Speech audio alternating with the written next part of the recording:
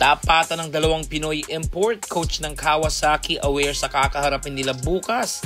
Si Kai ang numero 1 pinagpaplanuhan, excited ng muling makaharap si Kaiju. Yan ang pag-uusapan natin for today's video.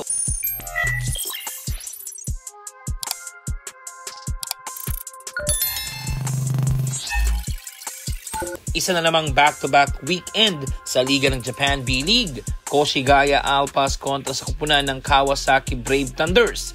Parehong may 4 wins and 12 losses this season ng dalawang team na ito at magkakasubukan bukas kung sino bang makakabawi at makakaangat sa standings. Huling nakatapat ng bata nating si Kaiju ang team na ito last season nung naglalaro pa siya sa team ng Yokohama B Corsairs at talaga namang pinakita ni Kai ang team na ito ng kanyang offensive skills. Kaiju dropped 21 points, 12 rebound game nung huli niya itong nakalaban. Ang kaibahan nga lang ngayon ay wala na sa team ng Kawasaki ang veterano nilang big man na si Nick Fazekas dahil nagretiro na ito. Ang makakatapat ni Kai bukas ay ang import nilang si Rotko Allen na nakatapat niya rin last season.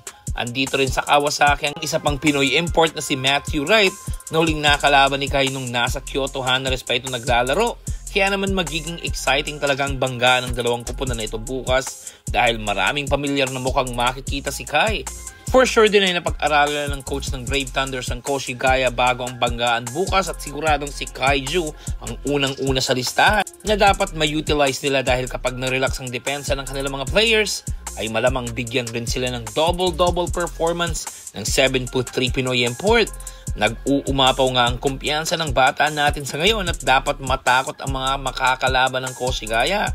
Kapag ganito kataas ang confidence ni Kai ay hirap na talaga itong pigilan lalo na sa ilalim at makailang beses na nating napanood yan. Hindi lang dito sa Koshigaya, pati na rin sa mga dati niyang kupunan na Yokohama at Hiroshima. Marami na rin nag-aabang ng next game ni Kai at kung anong klaseng performance na naman ang ipapamalas nito sa Japan. Sana lang talaga ay ma-address na yung limited touches na nakukuha niya sa paint, especially sa first half. In-address naman na yan ni Coach Ansay sa kanyang mga post-game interview sa kanilang mga pagkatalo pero every game ay parang walang nangyayari at pareho lang yung mga plays na nangyayari sa game.